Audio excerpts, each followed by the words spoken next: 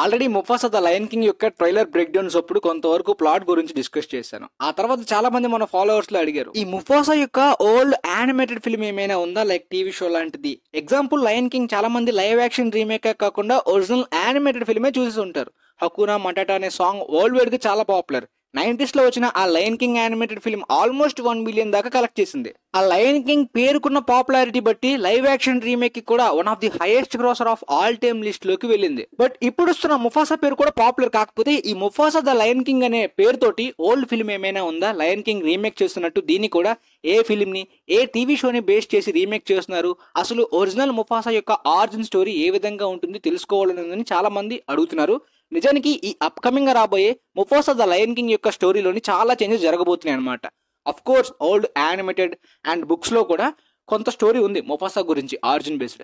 But ఇప్పుడు రాబోతున్న film లోనే కాస్త చేంజెస్ ని చేస్తున్నారనమాట. లయన్ కింగ్ స్టోరీ ఈవెంట్స్ అయిన తర్వాత సింబాకి పుట్టిన కియారాకి అయితే మాత్రం ఈ మంకీ రఫీకి అయితే మాత్రం వాళ్ళ తాత ముఫాసా కథని చెప్తా అంటాడు. అప్పుడు ఆ విధంగా ఈ స్టోరీ మొదలవుతుంది. ఈ అప్కమింగ్ గా రాబోతున్న Mufasa the lion king film ప్రకారం ఒరిజినల్ స్టోరీగా వీళ్ళు డిస్నీ వాళ్ళు చెప్పాలనుకుంటుంది ఏంటంటే ముఫాసా ఒక ఆర్ఫన్ అనమాట, అడాప్టెడ్ సన్ గా తీసుకుంటారు. ఆ తర్వాత కింగ్ ఎలా అయ్యాడు, దాంతో పాటు ఉన్న థ్రెడ్స్ ని, ప్రైడ్ ల్యాండ్స్ లో చాలా థ్రెడ్స్ ఉంటాయి వైట్ లయన్స్ నుండి, వాటిని ఎలా ఫేస్ చేశాడు, అసలు టాకా స్కార్ కి ముఫాసాకి మధ్య గొడవలు ఏ విధంగా వచ్చి బ్రదర్స్ విడిపోయారు అనే స్టోరీ ఉంటుంది. కానీ ఇప్పుడు మనం ఒరిజినల్ స్టోరీ ఆ బుక్స్ లో ఉన్న స్టోరీ గురించి తెలుసుకుందాం. 2 వెర్షన్స్ ఉన్నాయన్నమాట.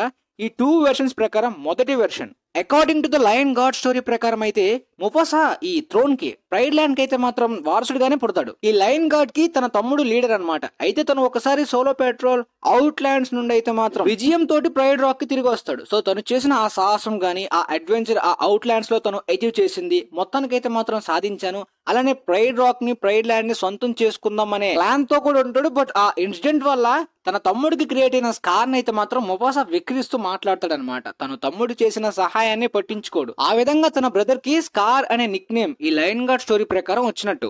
యూజువల్ గా థ్రోన్ కి వారసుడు కాబట్టి ముఫాసా రాజు అయిపోతాడు, తర్వాత కొడుకు పుట్టడం, ఈ విధంగా జలసీ పెరగడం, ఈ విధంగా ఉంటుంది ఆ స్టోరీ ప్రకారం. బట్ స్పెషల్ వెర్షన్ అయితే మాత్రం ద టేల్ ఆఫ్ 2 బ్రదర్స్. ఇది చాలా ఇంట్రెస్టింగ్ గా ఉంటుంది ఈ వెర్షన్. ఈ వెర్షన్ లో కూడా Mufasa adapted son or orphan కాదనమాట, అహాది అండ్ ఉరుల్ కి పుట్టిన పిల్లలు అనమాట ముఫాసా అండ్ టాకా. ముఫాసా పెద్దవాడు, టాకా చిన్నవాడు. బట్ మీరు స్టోరీ పోర్ట్రే చేసే విధానం గానీ, ఆల్మోస్ట్ ఆ స్కార్ యొక్క లుక్ ని గానీ మొత్తం అబ్జర్వ్ చేసినట్టయితే రెగ్యులర్ గా ఉండేలాంటి ఒక కింగ్, ఒక లయన్ గా కాకుండా కొద్దిగా జెనెటిక్స్ జీన్స్ లో ఏదో ప్రాబ్లమ్స్ ఉన్నట్టు, టాకాని కొద్దిగా వీక్, కింగ్ కి డిజర్వ్డ్ కాదు అనే టైప్ లో చూపిస్తారు. అండ్ ఒక నార్మల్ జెలసీ బ్రదర్ లానే చూపిస్తారు. సో అప్కమింగ్ రాబోతున్న ఫిల్మ్ లో ఇవన్నీ కూడా డిఫరెంట్ గా మార్చబోతున్నారు. అదే స్పెషల్ థింగ్ అనమాట. సో ఖచ్చితంగా టాకా స్కార్ క్యారెక్టర్ యొక్క తన ఒక ఫ్రెండ్ అనమాట. చిన్నప్పుడు టాకాని సేవ్ చేశాడు కాబట్టి అనాథగా ఉన్న ముఫాసాని అయితే బ్రదర్ గా తీసుకొచ్చి ఒక అడాప్టెడ్ సన్ గా వాళ్ళ ఫ్యామిలీకి ఇంట్రడ్యూస్ చేసి తీసుకొస్తాడు. నిజానికి వాళ్ళ ఫ్యామిలీకి ముఫాసాని అడాప్టెడ్ సన్ గా యాక్సెప్ట్ చేయడం కూడా ఇష్టం లేదు, అయినప్పటికీ కూడా టాకాని ఇష్టంగా తీసుకొచ్చాడు. సో ఇంత అనుబంధం అనేది ఒక నార్మల్ ఫ్రెండ్ మధ్యన క్రియేట్ అయ్యి బ్రదర్స్ గా మారారు కదా. సో ఇప్పుడు జెలసీ అనేది టాకాకి ఎలా వస్తుంది, తనే తీసుకొచ్చాడు. ఆల్సో వాళ్ళ పేరెంట్స్ కి కూడా టాకానే ఎక్కువ ప్రిఫరెన్స్, తననే కింగ్ ని చేస్తే చేయొచ్చు. మరి జెలసీ ఎలా క్రియేట్ అవుతుంది టాకాకి? ఈ టేల్ ఆఫ్ 2 బ్రదర్స్ ప్రకారం అయితే మాత్రం అహాది వాళ్ళ నాన్న అయితే మాత్రం ఎక్కువ ప్రేమ ముఫాసా వైపు చూపించడం గానీ, నైట్ ఎక్కువగా ముఫాసా పక్కన కూర్చుంటూ స్టార్స్ గురించి గానీ, ప్రైడ్ రాక్ గురించి గానీ ఎక్స్ప్లెయిన్ చేస్తూ ఒక రెస్పాన్సిబిలిటీ ఉన్న సన్ గా ఎక్కువగా ముఫాసాని ట్రీట్ చేస్తాడు. సో ఖచ్చితంగా స్కార్ కి, అదే టాకాకి ఈ విధమైన జెలసీ అనేది క్రియేట్ అవుతుంది. కానీ ఇంకా ఈ స్టోరీలో తనకి స్కార్ అనే నిక్ నేమ్ రాలేదు. కానీ ఇద్దరికి ఇచ్చే టాస్క్ లోనైతే మాత్రం రోగ్ లయన్స్ గురించి గానీ, కొన్ని ఈ ప్రైడ్ రాక్ ని సేవ్ చేసే విధంగా ఇద్దరు బ్రదర్స్ కి ఇచ్చిన టాస్క్స్ లోని తన వంతు అయితే మాత్రం టాకా కూడా చాలా ఎఫర్ట్స్ పెట్టినప్పటికీ వాళ్ళ నాన్న ఎక్కువ శాతం ముఫాసాని మెచ్చుకోవడం కూడా జలస్ ఎక్కువగా క్రియేట్ అవుతుంది టాకాకి. సో వాళ్ళ ఫాదర్ అహాది డిసిషన్ అయితే ముఫాసాని కింగ్ చేద్దాం అనుకుంటాడు. సో ఇక కోపంతో ఉన్న టాకా అయితే మాత్రం షెంజీ, బంజాయి, ఎయిడ్ అనే ఈ ముగ్గురు హయానాలతోటి ఫ్రెండ్షిప్ చేస్తాడనమాట. ఎలిఫెంట్ గ్రేవ్ యార్డ్ దగ్గర ఉండే ఈ హయానాలతో కలిసి ఒక ప్లాన్ వేద్దాం, ముఫాసా యొక్క కింగ్ క్రియేటబిలిటీ వాళ్ళ ఫాదర్ ముందు పోయేలాంటి ట్రాప్ ని క్రియేట్ చేద్దామని అనుకుంటారు అనమాట. అంటే ముఫాసాకు ఒక బ్యాడ్ నేమ్ తీసుకొద్దామని చెప్పి ఒక బఫేలో అటాక్ ని క్రియేట్ చేద్దామని అనుకుంటారు. కానీ ఆ అటాక్ బెడిసి కొడుతుంది.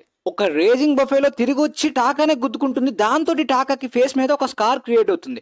ఆ విధంగా ఈ story the tale of 2 brothers ప్రకారం టాకాకి స్కార్ అనే నిక్ నేమ్ ఎక్కడ వచ్చింది, టాకాకి స్కార్ యొక్క నిక్ నేమ్ వచ్చింది. అండ్ అక్కడ స్కార్ పడినప్పటికీ తను చేసింది తప్పని అందరికి తెలియలేదు, అంటే ఎక్స్పోజ్ అవ్వలేదు అనమాట టాకా యొక్క ప్లాన్. కానీ తన గోతులో తనే పడ్డాడు. ఆ తర్వాత ముఫాసాకి సరబి అని ఒక లేడీ లయన్ యొక్క ఇంట్రెస్ట్ పుట్టిన తర్వాత, రిలేషన్ స్టార్ట్ అయిన తర్వాత కూడా తనకి జాజు అనే ఒక ఫ్రెండ్ అయితే మాత్రం, అంటే ఈ ఎలిఫెంట్ గ్రేవ్యార్డ్ దగ్గర మాడిపోతుంటే కుక్ ఆల్మోస్ట్ చికెన్ అయిపోతున్న టైంలో ముఫాసా సేవ్ చేస్తాడు జాజుని. ఎలానో ప్రైడ్ ల్యాండ్ థ్రోన్ కి కాబోయే వారసుడు త్వరలోనే కింగ్ అవ్వబోతున్నాడు అని తెలిసిన జాజు అయితే మాత్రం మీకు నమ్మిన బొంటుగా మీ సర్వీస్ లో నేను ఉంటానని చెప్పి అంటాడు. బట్ ముఫాసా రిజెక్ట్ చేస్తాడు. అంతా నమ్మిన బొంటుగా అవసరం లేదులే అని. ఎందుకంటే జాజు మొత్తం అంతా కూడా ప్రైడ్ ల్యాండ్ లో ఎక్కడ ఏం జరుగుతుందో మొత్తం డీటెయిల్స్ అన్ని కూడా న్యూస్ అంతా సేకరించి సర్వీస్ ప్రకారం చెప్పగలడు. సో ఆ ఎబిలిటీ నాకు ఉంది కాబట్టి నన్ను వాడుకోండి, ఈ విధంగా మీకు హెల్ప్ఫుల్ గా ఉంటానంటే ముఫాసా మొదట్లో రిజెక్ట్ చేస్తాడు. అయినా జాజు ఎలా అయినా ముఫాసా దగ్గర ఇంప్రెషన్ కొట్టేయాలని చెప్పి ముఫాసా తోటి రిలేషన్ లో ఉన్న సరబి ఒక ప్రాబ్లం లో ఒక పిట్ లో ఇరుక్కున్న విషయాన్ని చూసిన జాజు వెంటనే వచ్చి ముఫాసాకి ఇన్ఫార్మ్ చేస్తాడు. ఆ విధంగా ముఫాసా వెళ్లి సరబిని సేవ్ చేస్తాడు. సో ఆ విధంగా ముఫాసాకి జాజు అవసరం ఉందని రియలైజ్ అయ్యి తన సర్వీస్ లోని యాడ్ చేసుకుంటాడు తనని. తర్వాత ముఫాసా వాళ్ళ ఫాదర్ చనిపోయిన తర్వాత ముఫాసా న్యూ కింగ్ అవుతాడు. సో కింగ్డమ్ మొత్తాన్ని ఆక్యుపై చేస్తాడు. మొత్తం యానిమల్స్ అంతా ముఫాసాకి సపోర్ట్ గా ఉంటాయి. ఇది చూసిన టాకాకి జెలసీ అలా పెరిగిపోతూ ఉంటుంది. సైజ్ లో కూడా ముఫాసా పెద్దగా ఉంటాడు, టాకా చిన్నగా ఉంటాడు. దాంతో ముఫాసా విన్ అవుతాడు. అండ్ ముఫాసా తోటి నిన్ను తలపడలేను, ఆల్రెడీ కోల్పోయాను నా ప్లాన్స్ అనే ఫీలింగ్ లోనే టాకా ఉంటాడు. ఆ తర్వాత ముఫాసాకి సరబికి పుట్టిన సింబాని న్యూ కింగ్ గా, అదే న్యూ ప్రిన్స్ గా అనౌన్స్ చేస్తారు. ఇది చూసిన టాకాకి కూడా మరి కాస్త జెలసీ వస్తుంది. తన బ్రదర్ చనిపోయిన తర్వాత నేను కింగ్డమ్ ని రూల్ చేద్దాం అనుకుంటే ఇప్పుడు తన కొడుకు కూడా వస్తున్నాడని. ఈ తర్వాత లయన్ కింగ్ స్టోరీ అంతా కూడా మనం యానిమేటెడ్ ఫిల్మ్ లో చూసాం, లైవ్ యాక్షన్ ఫిల్మ్ లో కూడా చూసేసాం. ఇదంతా మనకు తెలిసిందే. ఇక తర్వాత ఈ ముఫాసా యొక్క ఆరిజిన్ ఇదనమాట ఆ స్టోరీ ప్రకారం. కాకపోతే టాకాకి సరబి మీద ముఫాసాలనే ఇంట్రెస్ట్ ఉన్నట్టు, దాని మీద కూడా జెలసీ క్రియేట్ అవుతున్నట్టు కూడా స్టోరీస్ ఉన్నాయి యానిమేటెడ్ సిరీస్ ప్రకారం. ఈ విధంగా డిఫరెంట్ వెర్షన్స్ ఉన్నాయి. ఇప్పుడు రాబోతున్న ముఫాసా కంప్లీట్లీ క్లియర్ గా ఓల్డ్ ఫిల్మ్ లో ఓల్డ్ స్టోరీలో చూసింది కాదు. కాకపోతే లయన్ కింగ్ నేమ్ అంత పాపులారిటీ ఇప్పుడు ముఫాసా ద లయన్ కింగ్ యొక్క పేరుకి ప్రపంచం అంతా కూడా వినబడుతుందో లేదో మనకు తెలియదు. అంటే లయన్ కింగ్ రేంజ్ లో ముఫాసాకి ఓపెనింగ్ రాకపోవచ్చు. ఈవెన్ లైఫ్ టైమ్ రన్ కూడా లయన్ కింగ్ యొక్క ఆ ఒరిజినల్ బాక్స్ ఆఫీస్ ని ముఫాసా బీట్ చేయకపోవచ్చు. అంటే సోనిక్ 3 తోటి క్లాష్ ఉన్నా, క్లాష్ లేకపోయినా. అదేంటి బ్రో, మొన్న మొవానా 2కి ఆ రేంజ్ లో ఓపెనింగ్స్ వచ్చి ఆల్ టైమ్ రికార్డ్ పెట్టింది యానిమేటెడ్ కి. మరి ఈసారి ఈ లయన్ కింగ్ ఎందుకు పెట్టలేదు? ఈ రేంజ్ బ్రాండ్ ఉందంటే మొవానా 2కి అక్కడ స్టార్ ని యూజ్ చేసుకుని ప్రమోట్ చేసుకున్నారు డ్వేన్ జాన్సన్. ఇక్కడ అలా కాదు కదా. సో ఖచ్చితంగా క్లాష్ ఉన్నా లేకపోయినా ముఫాసాకి లయన్ కింగ్ నేమ్ యొక్క పాపులారిటీ యొక్క అడ్వాంటేజ్ మిస్ అవుతుంది క్లియర్ గా.